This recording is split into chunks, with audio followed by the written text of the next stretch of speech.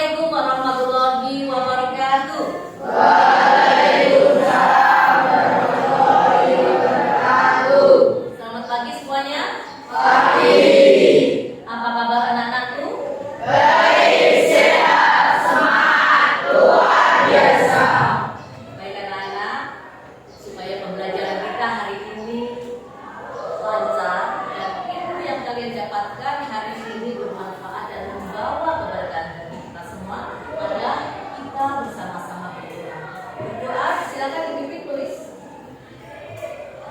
Kalau siap doa mulai.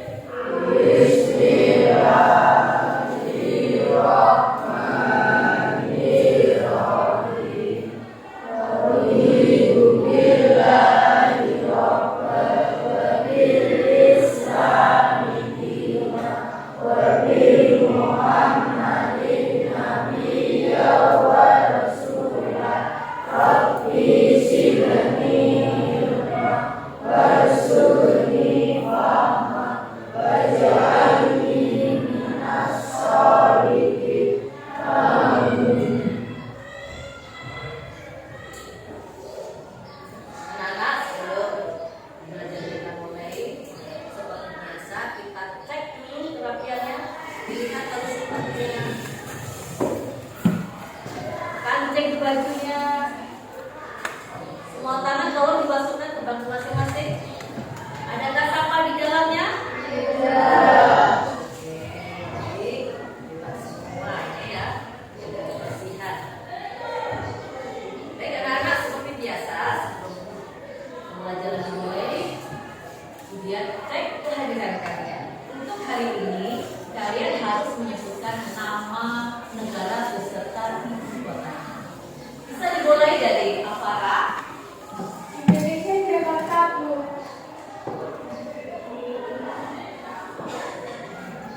Alvano Fauzan. Malaysia Borobudur. Anggun. Malaysia Jalan Sendiri Seperti Arya Satya. Irak, Baghdad. Sifaul.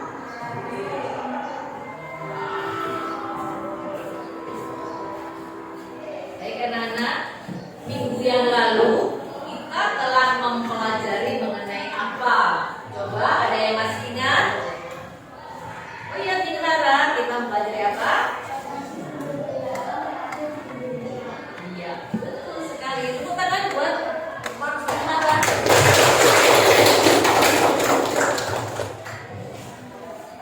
Ya, sumber daya alam.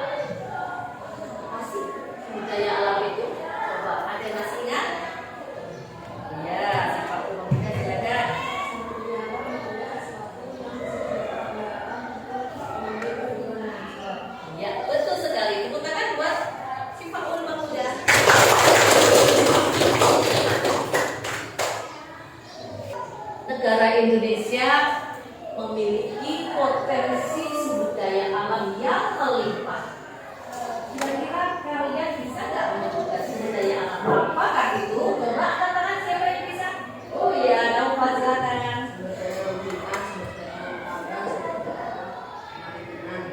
Iya betul sekali, 100 buat Nova. Tepuk tangan dong. Ya. Baik anak-anak. Sebelum pembelajaran kita mulai, alangkah baiknya apabila kalian mengetahui tujuan pembelajaran kita hari ini. Itu silakan. Coba semua lihat di layar. Bisakah membaca? Yang bangku belakang bisa membaca? Oke. Bacakan ya. Tujuan pembelajaran kita hari ini setelah mengikuti kegiatan pembelajaran yang hari ini mengambil subtema kegiatan ekonomi. Yang pertama, peserta didik dapat menganalisis keterkaitan hubungan kegiatan ekonomi dalam memenuhi kebutuhan manusia melalui presentasi kelompok dengan baik. Yang kedua, peserta didik mampu menyajikan hasil analisis dalam bentuk mind mapping melalui presentasi dengan tepat. Yang ketiga, peserta didik juga dapat menumbuhkan sikap menyadari kesalahan Tuhan, sikap gotong royong, dan berani mengungkapkan pendapat dengan percaya diri. Sudah paham kalian untuk tujuan pembelajaran kita hari ini? Baik. Adapun penilaian kita hari ini, ujian mengambil penilaian kelompok dan individu, di mana penilaian tersebut ada penilaian pengetahuan dan penilaian sikap. Ya. Jadi sikap kalian nanti ujian nilai juga. Sikap apakah itu? Sikap yang betul. Menyadari kebesaran Tuhan. Jadi P5 itu ya. Beriman, takwa pada Tuhan Yang Maha Esa, berakhlak mulia, gotong royong, bernalar kritis. Keberanian kalian mengungkapkan pendapat itu nanti ujian nilai. Ya, jadi perhatikan ya. Oke. Baik. Supaya kalian tidak untuk merefresh kalian, mari kita ice breaking terlebih dahulu. Sudah siap? Ice breaking berupa tepuk ya. Oke. Tepuk 1, tepuk 3, tepuk 4,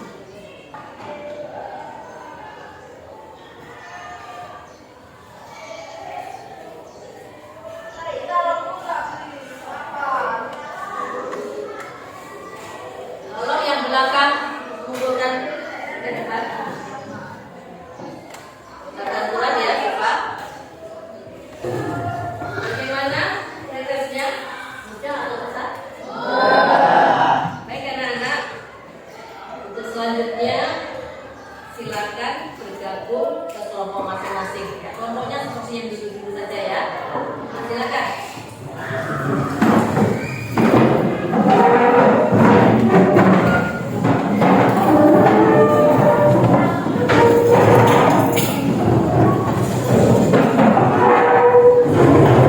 Baik anak-anak, silakan terlebih dahulu mengamati dan mencermati gambar yang ada di layar. Kira-kira gambar apa ini? Ayo, apa? Gambar apa ini? Jualan, betul. Apa lagi? Naik perahu, betul juga. Terus apa lagi? Ayo. Secara keseluruhan, ada yang jualan, ada yang membeli, ada yang naik perahu. Ini merupakan gambar kegiatan ekonomi ya. Jadi salah satu kegiatan ekonomi ya seperti itu. Itu gambar pasar terapung ada di Kalimantan Selatan. Ada yang pernah ke Kalimantan Selatan? Kalau Budian pernah di sana. Dulu pernah kuliah di Banjarmasin juga. Itu pasar terapung di Queen. Baik anak-anak, setelah melihat gambar ini, kegiatan ekonomi, kira-kira bagaimana proses kegiatan ekonomi berlangsung? Ada yang bisa jawab? Oh, si Faul, monggo silakan. Proses kegiatan ekonomi melibatkan produksi, distribusi, dan konsumsi. Pertama, sumber daya alam mentah diolah, setelah jadi disalurkan, selanjutnya digunakan konsumen. Iya, betul sekali. 100 buat si Faul. Tepuk tangannya dong.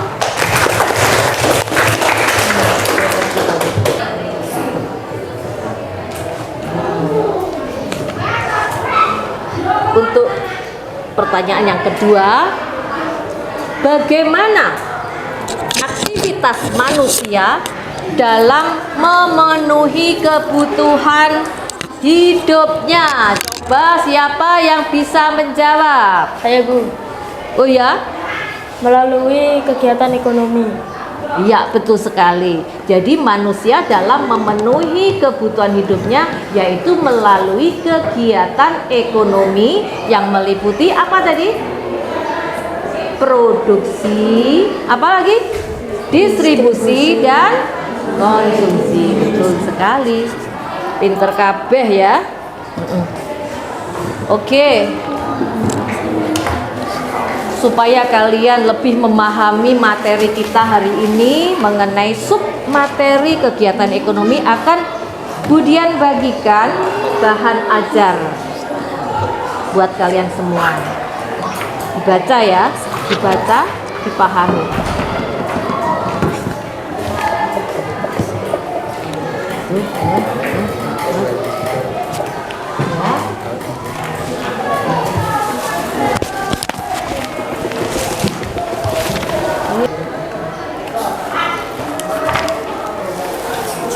Dibagi sama rata, jangan berebutan sayang ya. Yuk, yuk ambil 10 menit. Yuk, mulai sekarang.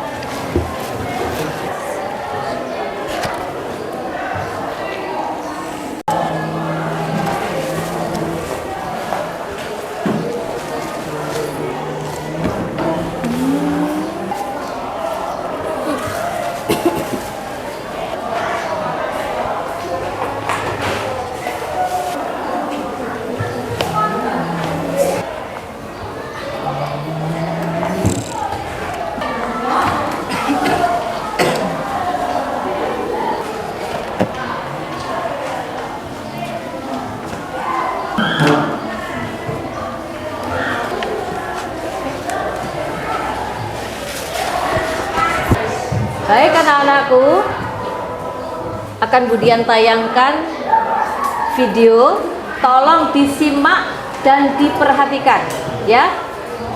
Ya, oke? Hai semua, ketemu lagi sama aku Luna. Selamat datang di channel Ngomongin Uang. Di video kali ini, aku mau bahas tentang sebuah polemik dalam perekonomian Indonesia yang mungkin paling ironis buat diomongin, yaitu tentang kondisi pertanian di Indonesia. Emang ada apaan sih sama pertanian di Indonesia? Kenapa bisa ironis? Jadi gini ceritanya, kamu tahu nggak sih kalau sebagian beras yang kita konsumsi tiap hari, kedelai yang jadi bahan baku tahu tempe buat sarapan kita, bawang yang jadi bumbu masakan ibu di rumah, dan sambal yang jadi kesukaan kita semua, itu tuh sebagian sumbernya bukan dari hasil panen para petani kita loh. Kalau bukan dari petani kita, terus sumbernya dari mana dong? Ya apalagi kalau bukan impor alias beli dari luar negeri. Kok bisa ya? Padahal kan Indonesia terkenal sebagai negara agraris yang luas dan subur. Tapi kok malah beli beras dan kedelai dari luar negeri sih? Apalagi dua hasil pertanian itu jadi bahan makanan pokok kita. Aku kasih gambaran lebih jauh ya, tentang betapa ironisnya masalah pertanian kita.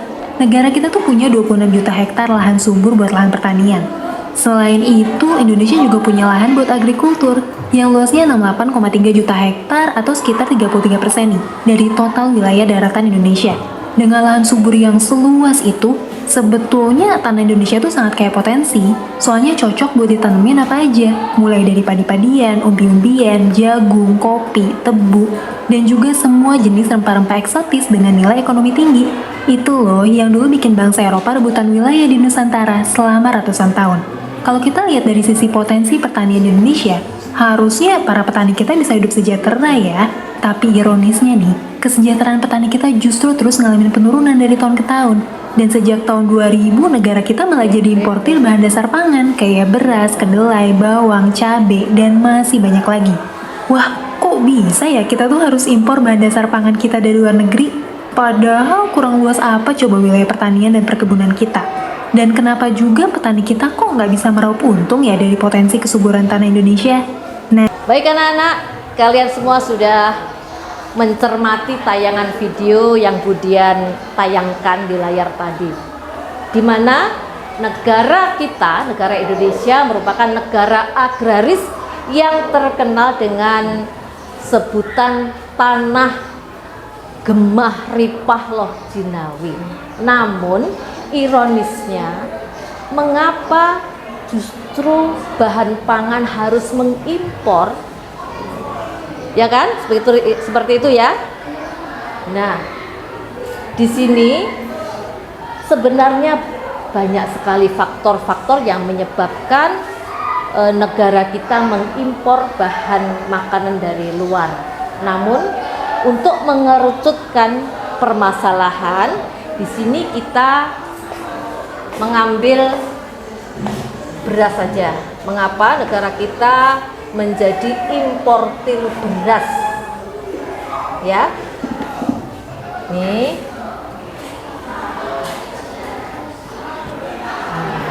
Untuk selanjutnya kalian ini saya bagikan LKPD buat dikerjakan secara berkelompok ya.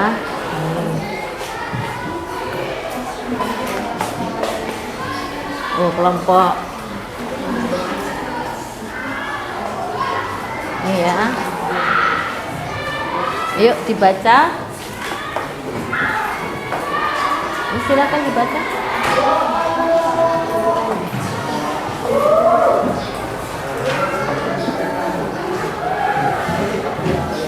Ini gambarnya, ini apa ini? Gambar apa ini? Gambar apa?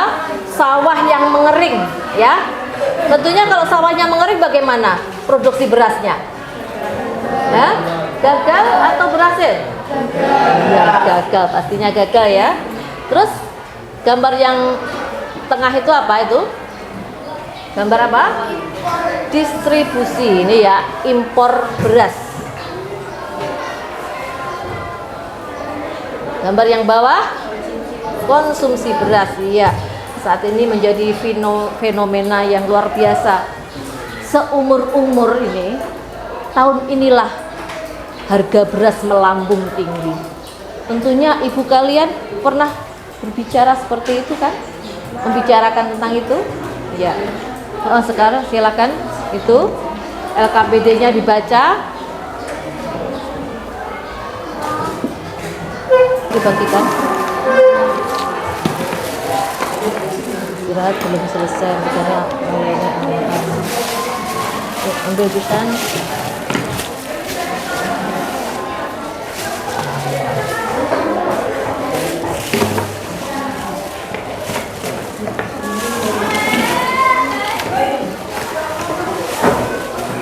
Kertasnya ya minta ya dibagikan ya.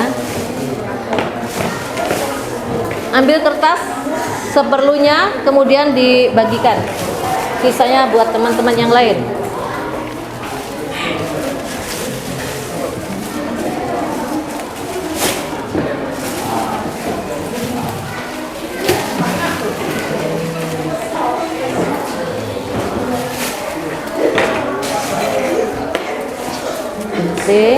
Buat gunting-gunting, sisanya buat teman yang lain.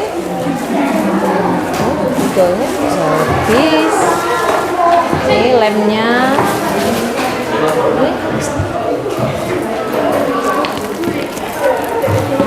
Hah? Kenapa? Oke.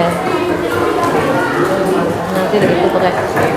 Mana ini yang sisa kertasnya? Ada yang belum temanmu? Ini cukup aja, 3 aja.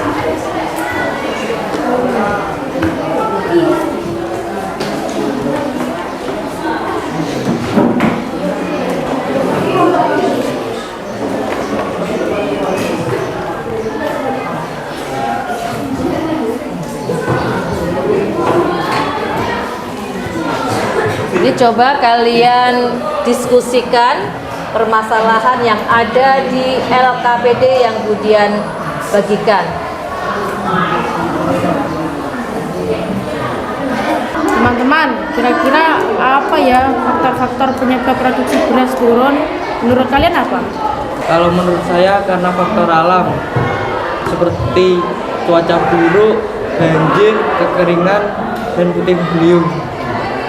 Karena menurut saya hama dan penyakit seperti warang, tikus, dan belalang. Kalau menurut saya kurangnya teknologi pertanian yang canggih. Contohnya sebagai besar petani kita masih manual dalam bekerja. Kalau menurut saya kurangnya modal, karena sebagian besar petani Indonesia tidak memiliki lahan sendiri alias buruh tani. Kalau menurut saya sulitnya mendapatkan pupuk karena pupuk langka dan harganya yang sangat tinggi.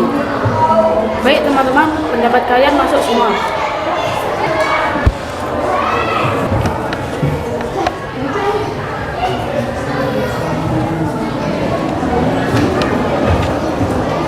Gimana teman-teman, kalian sudah mendapatkan jawaban dampak dari produksi beras menurun?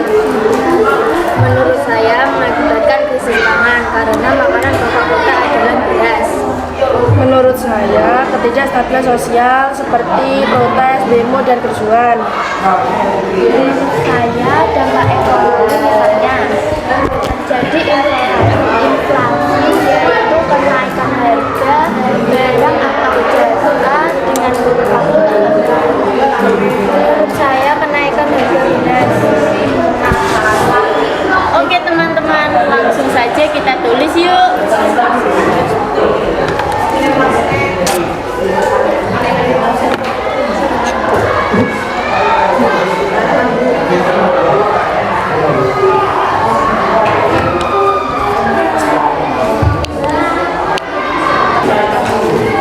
Gimana sayang? Ada kesulitan? Bukan faktor-faktor maupun penyebab turunnya produksi beras banyak sekali. Apakah kita harus menyebutkan semua? Oh iya, nah, tentunya semakin banyak kalian menggali informasi dan memaparkan informasi ataupun data itu akan lebih baik. Tapi pertimbangkan durasinya, ya, begitu ya? Ya, Bu. Yuk.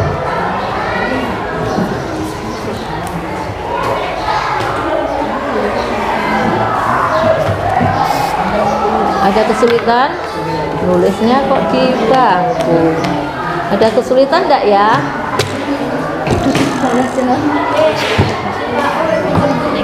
Ya, ini nanti dibagi-bagi tugasnya ya. Ya. Nah, jadi yang bagian sini yang dampaknya, yang sana faktor-faktor penyebabnya, jadi supaya segera selesai. Ya. Guys, untuk solusi mengatasi produksi beras turun, bagaimana? Apakah kalian sudah menemukan jawabannya? Harus ada peningkatan teknologi pertanian. Menurut saya harus ada pelatihan petani. Menurutku ada pengelolaan air. Menurut saya penggunaan varietas harus Menurutku menggunakan dukungan pemerintah. Baik guys, pendapat kalian bagus-bagus. Ayo kita action. Oke.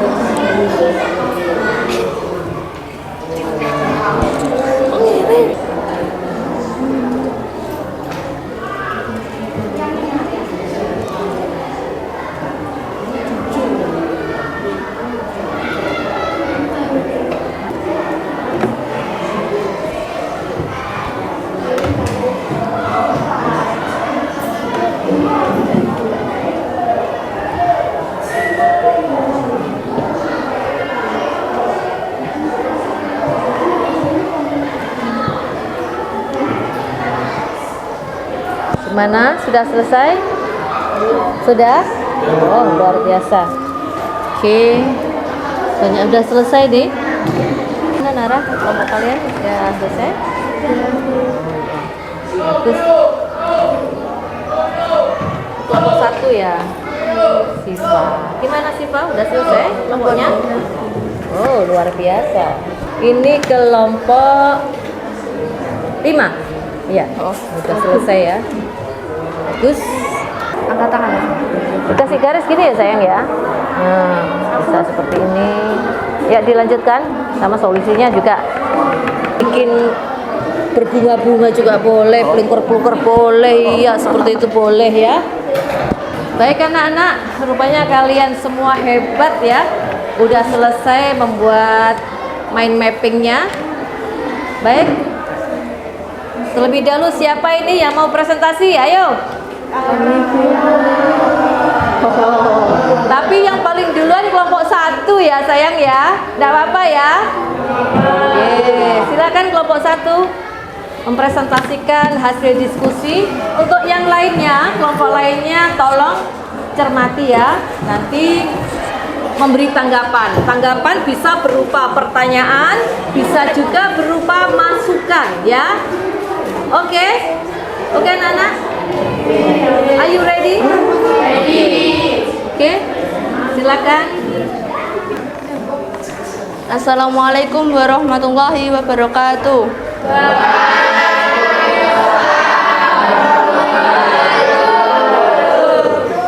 Kami dari kelompok 4 ingin mempresentasikan hasil diskusi dari kelompok kami. Produksi beras turun, gagal panen padi. Faktor penyebab produksi beras turun adalah cuaca buruk seperti banjir, kekeringan, dan cuaca ekstrim lainnya. Yang kedua, penyakit tanaman seperti hawar daun. Yang ketiga, hama seperti warang punggung putih dan tikus. Keempat, perubahan iklim. Dan yang kelima, keterbatasan sumber daya seperti keterbatasan lahan, air, atau pupuk. Dampak produksi beras turun. Pertama adalah kenaikan harga. Kedua, ketidakstabilan pasokan. Ketiga, dampak ekonomi. Yang keempat, gangguan sosial. Dan yang kelima, kerugian bagi petani. Solusi mengatasi produksi beras turun. Pertama adalah pengembangan varietas unggul. Yang kedua, penggunaan teknologi pertanian. Yang ketiga, pengelolaan sumber daya alam. sumber daya lahan dan air. Yang keempat, pendidikan dan perlakian. Yang kelima, diversifikasi pertanian. Baik, demikian presentasi dari kelompok 1. Mungkin di antara kalian ada yang memberi tanggapan. Tanggapan bisa berupa pertanyaan ataupun juga masukan. Ayo silakan. Siapa yang ingin mengajukan pertanyaan? Angkat tangan. Saya Bu. Oke. Perkenalkan terlebih dahulu. Perkenalkan, nama saya Alvano, nomor absen 2, kelompok 6. Pertanyaan, sebagai pelajar apa yang bisa kita bantu untuk mengatasi produksi beras yang turun di Indonesia? Terima kasih atas pertanyaannya. Saya di sini akan mencoba menjawab pertanyaan dari kelompok 6. Sebagai pelajar, kita dapat membantu dengan mengedukasi masyarakat sekitar tentang praktik pertanian modern dan terlibat dalam kegiatan sosial yang mendukung pertanian lokal.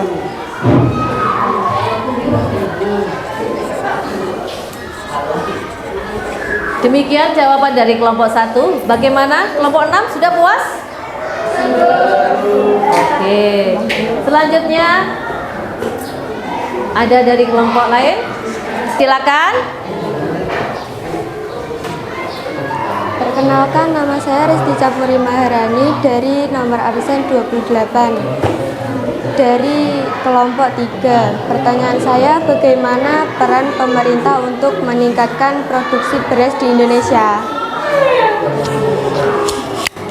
Baik, saya akan menjawab pertanyaan dari kelompok 3. Pemerintah dapat mengambil langkah diantaranya meningkatkan teknologi pertanian, memberi bantuan kepada para petani, memperbaiki infrastruktur irigasi, mengembangkan kebijakan yang mendukung keberlanjutan pertanian untuk menanggulangi kegagalan panen di Indonesia. Demikian jawaban dari kelompok 1. Apakah kelompok 3 sudah puas? Sudah? Oh iya. Terima kasih penampilan yang luar biasa bagi kelompok 1.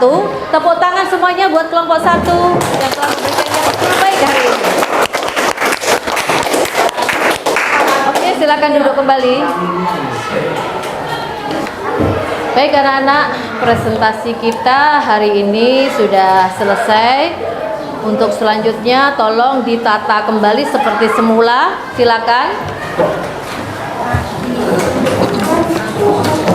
Baik anak-anak hebat, kalian semua sudah mempresentasikan hasil diskusi dan kerja kalian yang luar biasa.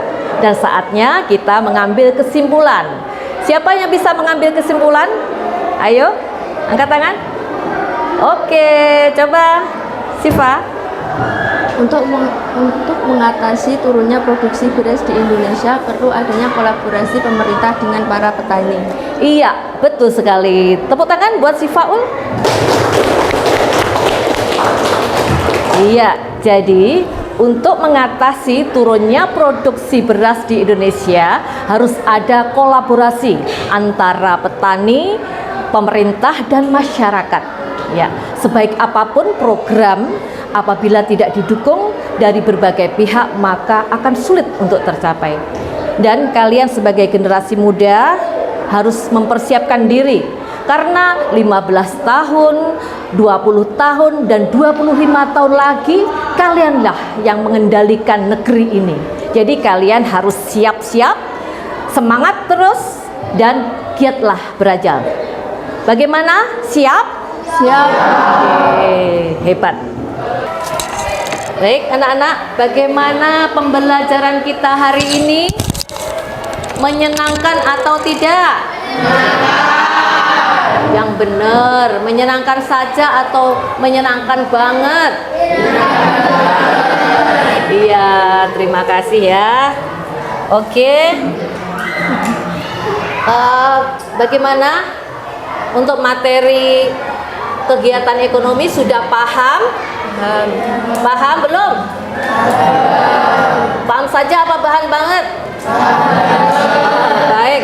untuk mengetes kepahaman kalian, kemudian akan membagikan post test untuk kalian.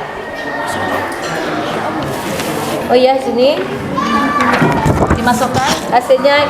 Ya, ini bisa tolong ditaruh di depan sayang. Tolong ya, ini dibagikan ke belakang.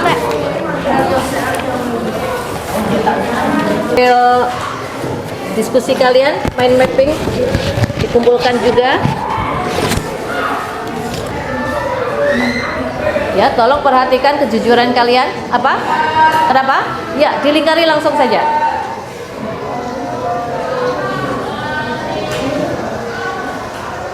Ya, penilaian pengetahuan. Boleh, enggak apa-apa. Ya, makasih. Memperhatikan pasti semuanya bisa. Sudah semuanya ya? Oh, Cleo, ya sini. Azam. Baik anak-anak. Untuk materi yang akan datang, kita akan mempelajari mengenai pelaku ekonomi, yaitu yang terdiri dari rumah tangga konsumen, rumah tangga produsen, rumah tangga pemerintah, dan masyarakat luar negeri. Setelah pembelajaran ini selesai, nanti Budian akan mengirimkan bahan ajar melalui WA group kepada kalian, dan kalian bisa membuka juga buku paket kalian. Kalian bisa mempelajari untuk minggu berikutnya, yaitu halaman 173. Tolong dikeluarkan dulu HP-nya. Kita adakan refleksi. Sudah Budian kirimkan beberapa pertanyaan melalui Google Form. Untuk itu tolong dibuka dan dikerjakan. Saya kasih waktu 3 menit dari sekarang.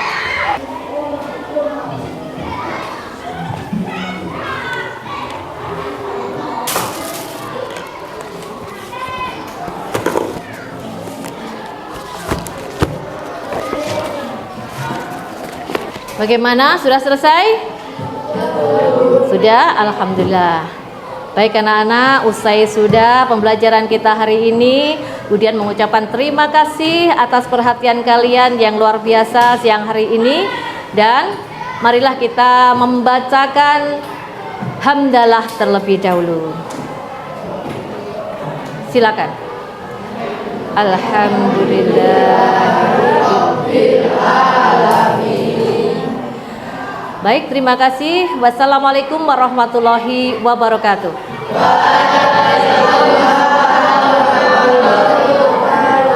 Selamat mengikuti pelajaran berikutnya.